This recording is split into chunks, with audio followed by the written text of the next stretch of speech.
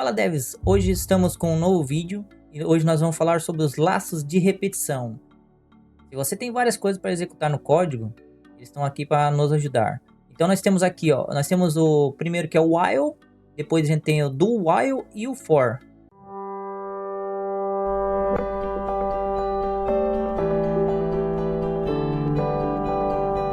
E nós vamos aqui para mostrar o conceito do que eles indicam repetir uma ação enquanto uma condição for verdadeira ou por um número específico de vezes. E agora nós vamos lá para o Visual Studio para mostrar alguns códigos bem fáceis para vocês entenderem como que eles funcionam e como nos ajudam a simplificar a maioria dos códigos e executar vários comandos ao mesmo tempo. Então estamos aqui com o primeiro exemplo. O primeiro exemplo aqui é do while, e o while significa enquanto. Então aqui a gente tem um contador inteiro, né? Iniciou, né, um contador inteiro com o número 1 aqui. E daí aqui, enquanto o contador for menor ou igual a 5, vamos printar esse aqui ali no prompt, né?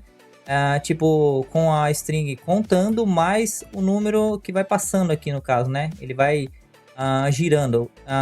E depois ele vem aqui para baixo e aumenta o contador, né? Ele aumenta mais um do contador. Não sei se você lembra do outro vídeo, mas aqui é o de incremento, né? Então, quando você faz isso daqui, ele está incrementando um a mais. Então, no caso, ele vai passar 1, depois 2, depois 3, até não ficar maior que 5, né? Ou igual a 5.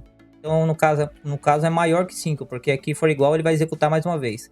Então, vou demonstrar aqui isso no código. Deixa eu aumentar um pouquinho aqui.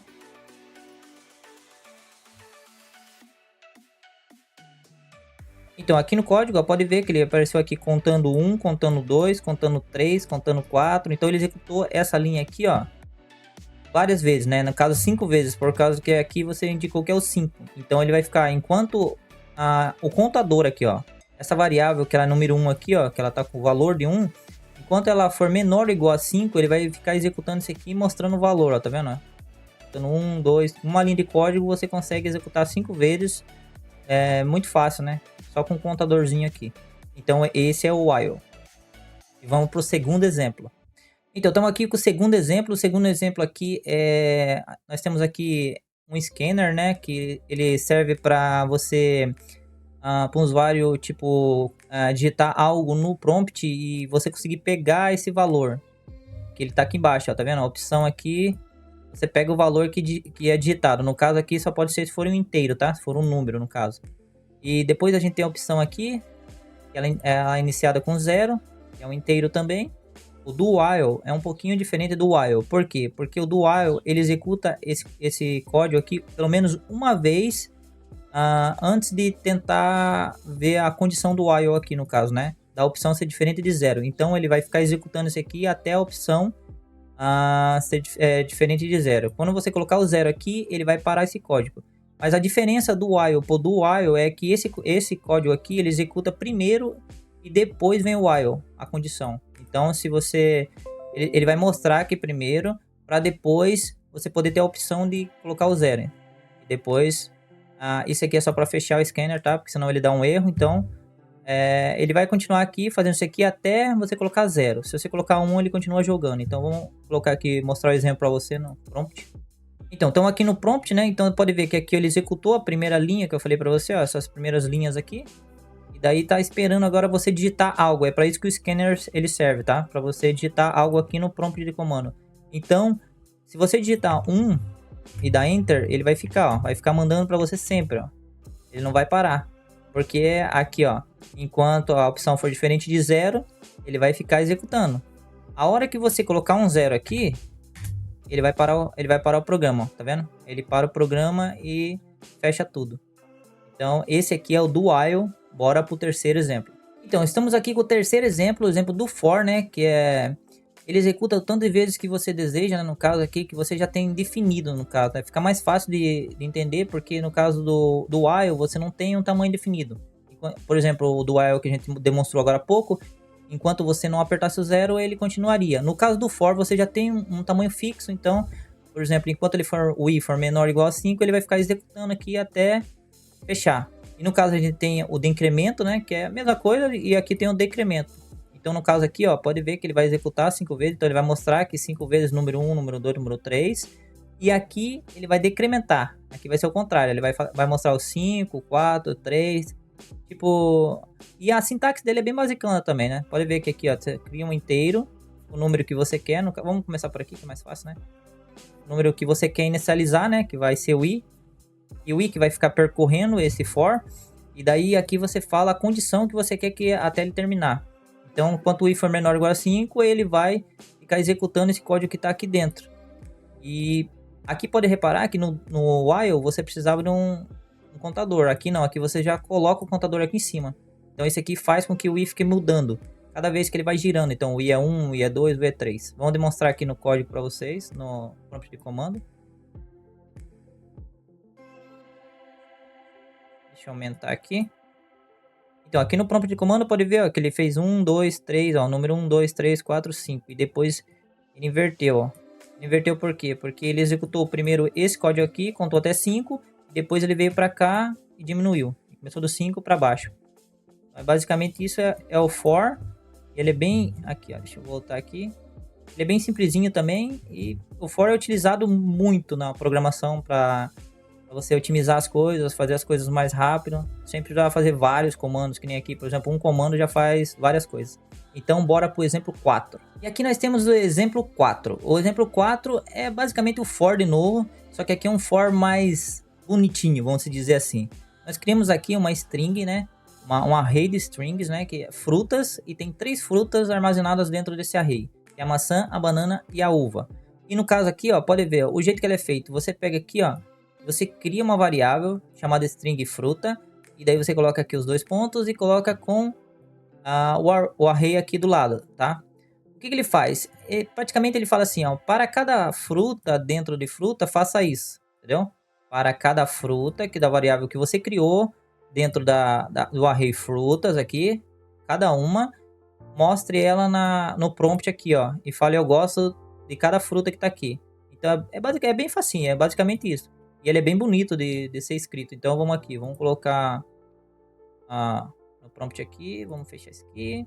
E pode ver aqui, ó, aqui ele mostra, ó, eu gosto de maçã, eu gosto de banana e eu gosto de uva. Com uma simples linha, você conseguiu fazer com que ele iterasse sobre todos esses essas 3 frutas aqui que tá dentro do array. Fica bem legal, né? Então, esse é basicamente o for each, mas no caso é o for mesmo, né? Porque nós temos também o for each, mas é um pouco diferente. E então, bora por exemplo 5. Então, voltando aqui para o ScaleDraw, vamos continuar então, aqui. Vamos para um resuminho de como os lados funcionam. Então, no caso do while aqui, ó, pode ver que use quando não souber o número exato de repetições. Então, quando você não sabe a contagem de quantas vezes você precisa repetir, que nem o exemplo lá de você sair do jogo ou não, então você usa o while. E no caso do while, é quando você precisa que execute algo antes. Então, você precisa de uma mensagem, você precisa que apareça uma mensagem antes do loop começar. Então, o do while é o melhor para você executar, que nem tá aqui no exemplo de menus, né?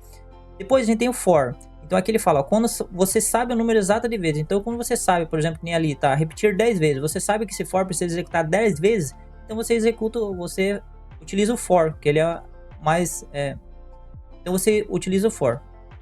E depois tem o for each também, né, que é para percorrer as listas e array mais facilmente. Ele é basicamente para simplificar o for. Ele deixa mais bonitinho e você consegue entender melhor o que está acontecendo. Que nem o exemplo que eu dei das frutas, né. Aí para cada fruta você consegue percorrer o array lá, tipo, bem facilmente, entendendo tudo o que está acontecendo no for, bem mais fácil. Então, continuando, nós temos aqui o break e o continue. Break e o continue, como o próprio nome fala já, o break é para parar o loop no caso, e o continue é para você continuar o loop. Então é meio engraçado falar o continue, porque ele é meio, acho que mais difícil de entender assim. Mas vamos pro código lá, que eu vou mostrar um código para você entender como é que o break e o continue funcionam. Então estamos aqui com o exemplo 5. O 5 aqui a gente vai falar sobre o break. Nós temos um for aqui normal, tá? Ele vai executar 10 vezes aqui. E aqui a gente tem uma condicional, além do for. A gente tem aqui que se o i for igual a 3, ele vai mostrar que achou 3 e vai parar o loop. Por que ele vai parar o loop? Por causa do break. Então aí ele vai falar aqui, ó, checando... E ele vai mostrar o outro system out aqui de baixo, tá? Então vamos executar para você entender mais ou menos o que significa. Mas basicamente ele é bem facinho de entender. Aqui, ó.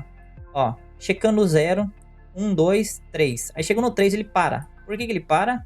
Ele para porque o break tá aqui, entendeu? Era para ele, de princípio, executar 10 vezes, mas ele não executa 10 vezes porque o break faz ele parar, faz o loop parar. Então é para isso que o break serve. Então, bora pro exemplo 6, que é o do continue também, que é bem facinho de entender. Então, o exemplo 6 aqui é do continue também. Nós temos o outro for aqui, que ele vai executar 5 vezes, e tem outra condicional, que se o i for igual a 2, então ele vai continuar. Daí vai mostrar aqui, ó, o system out aqui, tá? O que vai acontecer aqui? Vai acontecer aqui que o 2 não vai aparecer, porque ele não vai executar aqui essa linha. Ele vai chegar aqui no continue e ele vai resetar o for. O que eu quero dizer com resetar? Ele não vai executar nada que tiver para baixo. Ele chegou no continue aqui, ele para tudo que está aqui embaixo, não faz nada e volta. Ele sobe de novo e continua. Então eu vou mostrar para você aqui no prompt como é que vai ficar. Então aqui no prompt você pode ver aqui, ó, tem o número 0, 1, 2, mas não tem o 2, ó. Pode ver, não tem o 2, ó. 3, 4 e 5. Por quê? Porque ele chegou no 2 aqui, ele pulou a vez o 2. Então ele pulou esse código aqui, ó. Ele não executou. É isso que o continue faz. O continue, ele passa a vez. Se você chega aqui, por exemplo, no 2, ele não vai executar nada para baixo. Ele só vai pular e continuar o resto do loop, ó. Ele continua o resto do loop menos o 2, ó. Ele não mostra porque essa linha aqui não é executada. E é basicamente isso que o continue faz. Então, continuando aqui no ScaleDraw, vamos continuar. E aqui é só basicamente um resuminho, né, do que o break e o continue significa. Ele significa que é o controle do fluxo dos loops, tá? É aquilo que eu falei, ou ele para ou ele continua. É basicamente isso. Então, galera, vamos continuar aqui, ó. E chegamos ao final do vídeo. E eu só quero agradecer para você que chegou até o fim e aí assistiu tudo. Se puder, deixa o like, comenta. E muito obrigado. Até o próximo vídeo. Falou!